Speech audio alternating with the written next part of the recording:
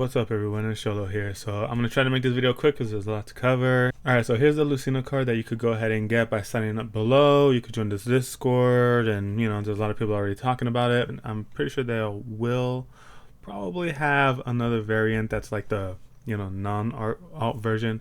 But this is limited to 2 per household, not per person, but per household.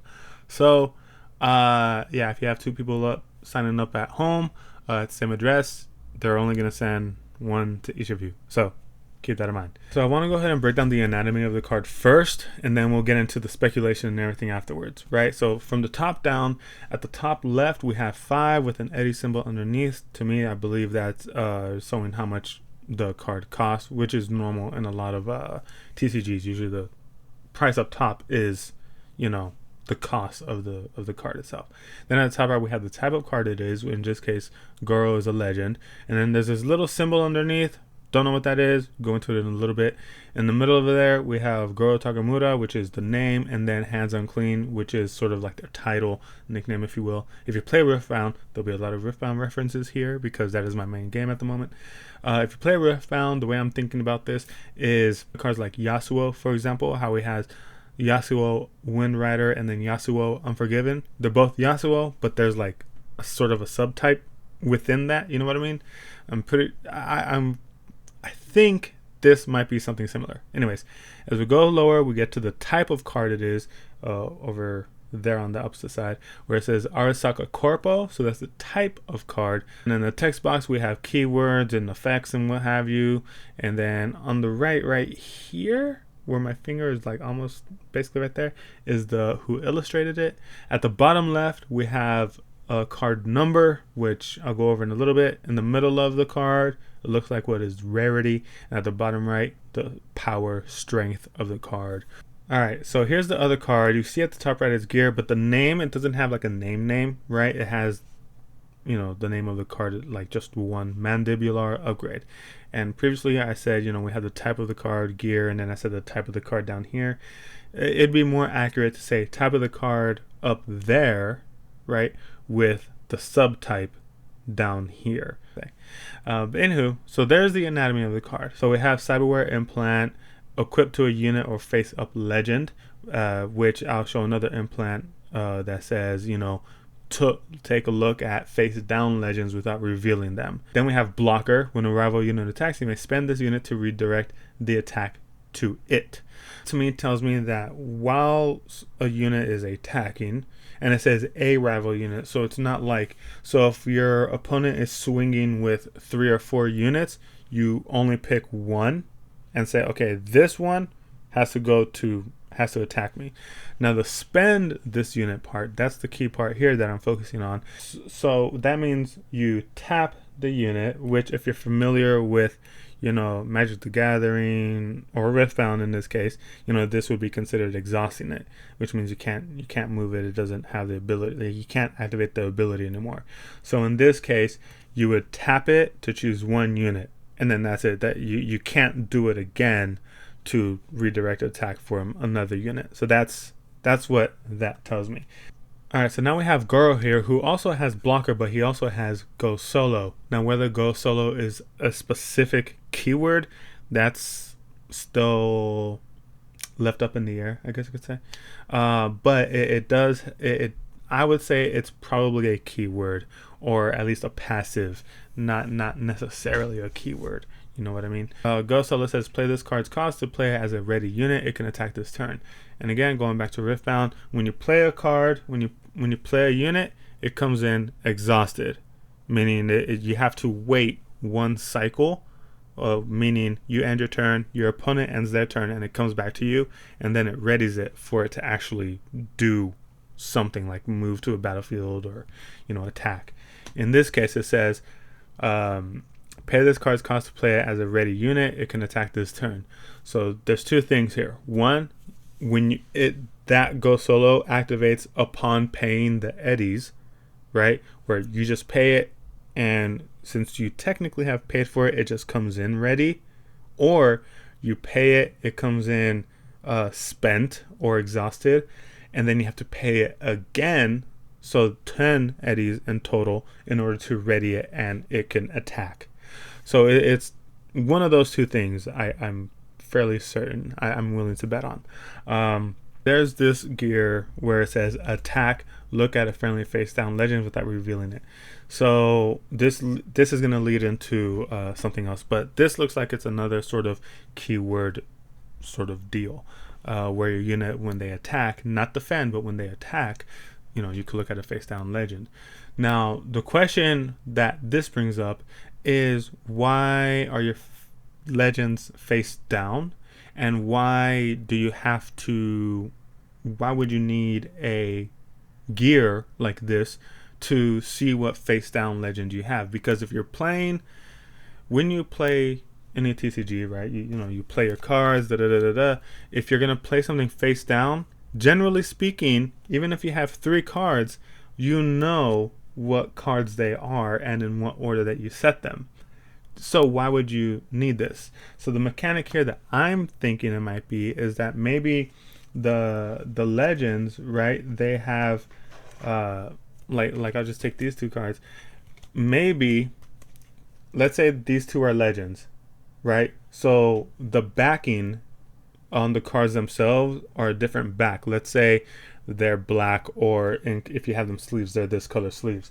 And then if your main deck maybe has white, so you separate your legends from your main deck and then you play them face down. Now how many cards can you play face down? We don't know, but I would say probably no more than 3 or 4, 5 max, because then at that point this card, the Kiroshi Optics, would make way more sense. Because if your legends start out on the game board already face down, already, like you separate them from your deck, play them face down, and then they get mixed up, you know, like you have to mix them up a little bit, or let your opponent sort of do this thing and then they put down the cards right for you in their legends spot.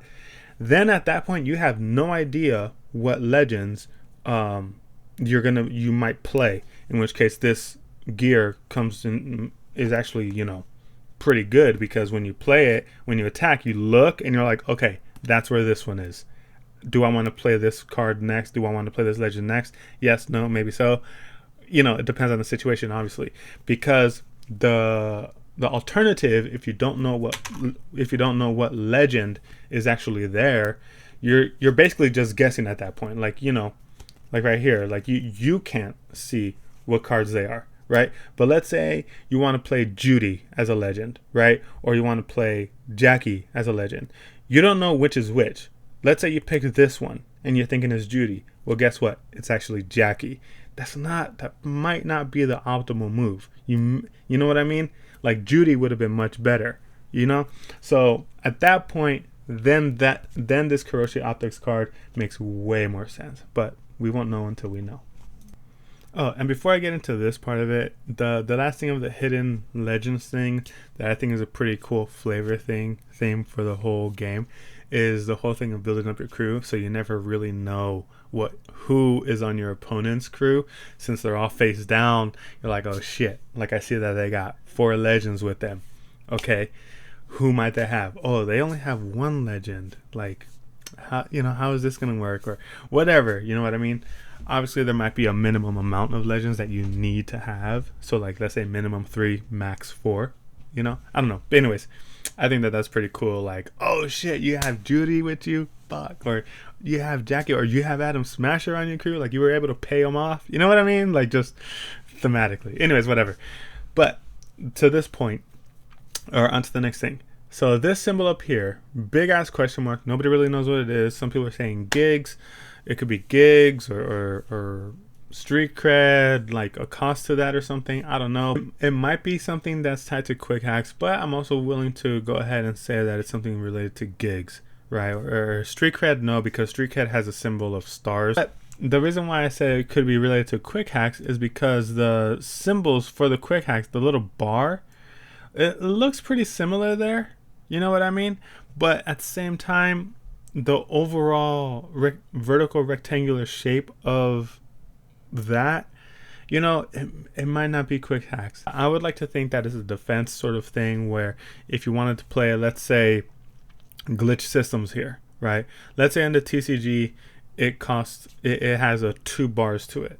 You know what I mean? So then, okay, that just, you could play that against Goro here at no additional cost. But let's say glitch systems was had only 1 bar, so you would have to enhance it by spending eddies, however that may be, in order to go ahead and enhance this, quick hack to programmatically to play a program or cast a spell to attack Goro and it actually do something. You know what I mean? That could be it, but again, it's probably not. It's might be just gigs. Like the vertical rectangle shape here could be indicative of like a contract, a digital contract that you've signed and completed, so it could be something like that. All right, so the next card we're showing here is Yorinobu Arasaka, right? Embracing Destruction. So if you see in the text, it says, the first time a friendly Arasaka unit attacks each turn, draw a card. Then, if you have less than 20 street cred, there's the star that I was talking about. So that symbol up there is not street cred. Discard 1 card from your hand to your trash. So with this in mind, there are a few things here, right? I want to show this for a couple of reasons. One, to verify street cred, that those are 2 different things, right? That top right symbol with the X2, that's not street cred. The top left cost of the card is just a bar. No idea why. And the might or the power, whatever you want to call it, at the bottom right, the strength is a 0. So that's kind of uncommon, right? So naturally, this is still very early. So the end result might be that these get adjusted, and maybe they're just placeholders for now. All right, so here's the alt arts that we have that were really showcased for us. So at the top, we have all the standard cards, and at the bottom, we have the alternate arts. And you can see a clear difference here, both in style and the fact that they're borderless, the text box is gone, and the text is just sort of floating over the art. And I really do like, so the normal art looks great. The alt art looks even better. It looks really cool. So I really love the art design that this is going, and excuse me, that this is going, and yeah, it just looks sick. I'm really excited to see how they go ahead and manage all that.